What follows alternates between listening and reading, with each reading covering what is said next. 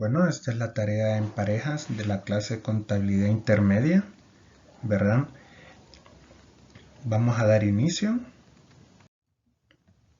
Como primer tema en el módulo 7 de la clase de contabilidad intermedia, pudimos ver lo que fueron las definiciones sobre los bonos. En términos generales podemos decir que bonos se le llaman los títulos de deuda que son emitidos por los gobiernos nacionales, regionales o locales, o por empresas, bancos u organismos financieros, con el fin de obtener fondos para financiar operaciones por medio de los cuales el emisor se compromete a devolver el capital del bono junto con los intereses producidos por el mismo. ¿Verdad? Con los bonos se pueden ver lo que son los precios del bono, los tres factores, el factor nominal, los intereses, ¿verdad? Hay varios precios de los bonos con diferentes tasas de interés, ¿verdad? Y esto en sí, en términos generales, podemos decir que son la definición del bono, ¿verdad? El precio de los bonos se puede calcular en medida que se actualizan los flujos de los pagos y el tipo de intereses. En Honduras solo hay dos instituciones bancarias debidamente autorizadas para él y lo podrán emitir en bonos generales, bonos comerciales, según lo indica el artículo 952 del comercio. Dentro de las características de los bonos por pagar, podemos ver el precio de los bonos, bonos a valor nominal, bonos con descuento, bonos con primas y las tasas de interés de los bonos. ¿Verdad? Esto, en lo que es la tasa de interés sobre los bonos, el valor nominal y los intereses periódicos se pagarán sobre los bonos que identifican el contrato de la emisión de bonos y el interés procesado. La tasa de interés real o del mercado depende de las transacciones entre compradores y vendedores de bonos similares. Contabilización de los bonos por pagar es la sección donde se describió cómo se utilizan los conceptos del valor presente para determinar cuándo están dispuestos a pagar los compradores de los bonos. Y como último tema, no menos importante, está la presentación de los estados financieros. Los saldos de las cuentas de bono por pagar que se presentan en el balance general, clasificado al grupo de pasivos y en los subgrupos de pasivos corrientes. Por todo ello, aquellos bonos que tienen vencimiento de pago menor a un año y el subgrupo de pasivos a largo plazo por todos aquellos bonos con vencimiento mayor a un año, ¿verdad? Con esto concluiríamos lo que es un breve resumen sobre el módulo 7 de la clase de contabilidad intermedia. Iniciamos con lo que es el módulo 7, donde pudimos ver lo que es el estado del flujo de efectivo, un tema muy interesante por lo que vamos a explicar a continuación. En el estado del flujo de efectivo queremos recalcar que es lo que se basó prácticamente el caso Harvard, que hicimos participaciones en el foro y donde pudimos determinar la importancia de un estado de flujo de efectivo. El flujo de efectivo podemos decir que puede producir los flujos de efectivo futuros, las entradas y salidas del efectivo del pasado y ayuda a producir flujos de efectivo futuros. ¿Qué queremos decir con esto? Cuando realizamos un estado de flujo de efectivo, podemos tener la visualización tanto de las entradas de efectivo como de las salidas de efectivo.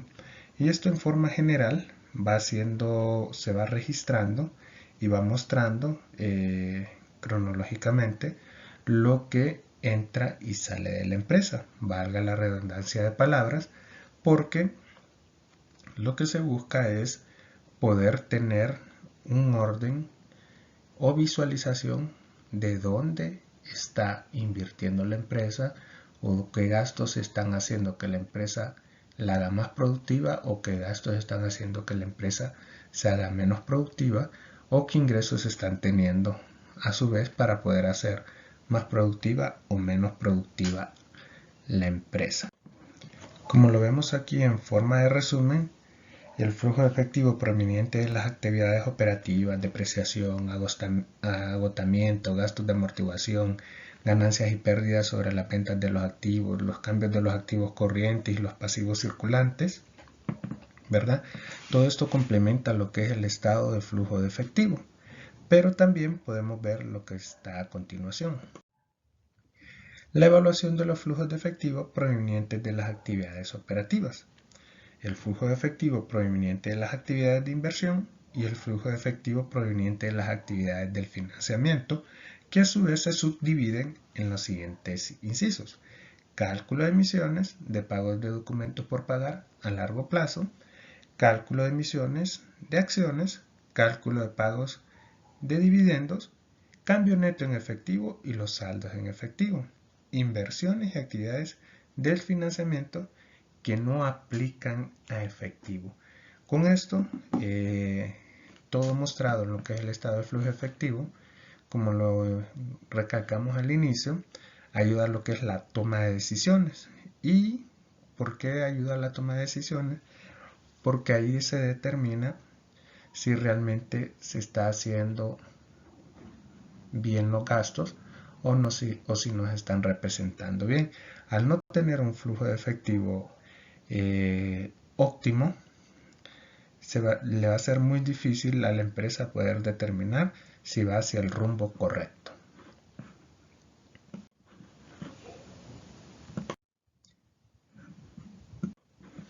Damos inicio con lo que es un breve resumen a su vez de lo que es el módulo 9, donde está el juego de estados financieros a analizar. En el primer ítem podemos ver lo que es el estado de resultados, que es el que nos muestra el resultado de las empresas durante un periodo, es decir, las ganancias y o pérdidas que la empresa tuvo o espera tener. Se conoce también como estado de ganancias y pérdidas.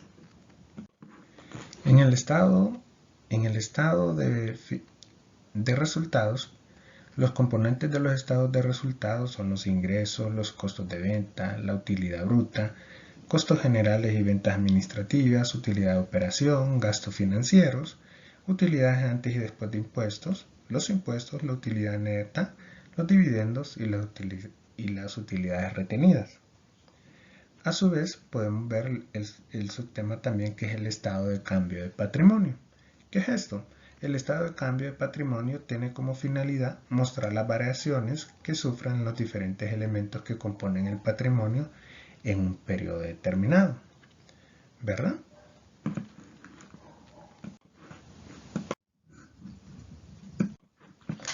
Como bien lo dice el tema, el movimiento de la revaloración del patrimonio, tenemos movimiento de otras cuentas integrantes del patrimonio, que a su vez llega a un estado de situación financiera. En lo relativo a los cambios en el patrimonio se puede revelar o reportar distribuciones de utilidades, dividendos o excedentes decretados durante el periodo. En cuanto a dividendos, participaciones o excedentes decretados durante el periodo, movimiento de utilidades no repartidas o entregadas a los dueños, movimiento de cada una de las reservas o cuentas incluidas en las utilidades repartidas. Flujo de efectivo en las diferentes actividades. Flujo de efectivo de las actividades de operación. Este se trata de un estado de información sobre el origen y la utilización de efectivo y otros activos líquidos equivalentes clasificando los movimientos por actividades e indicando la variación de meta de dicha magnitud en el ejercicio. Una vez establecidos los flujos de efectivo y el flujo de las actividades de inversión, los flujos de efectivo de actividades y de financiamiento, llegamos a la parte a lo que es las notas de los estados financieros.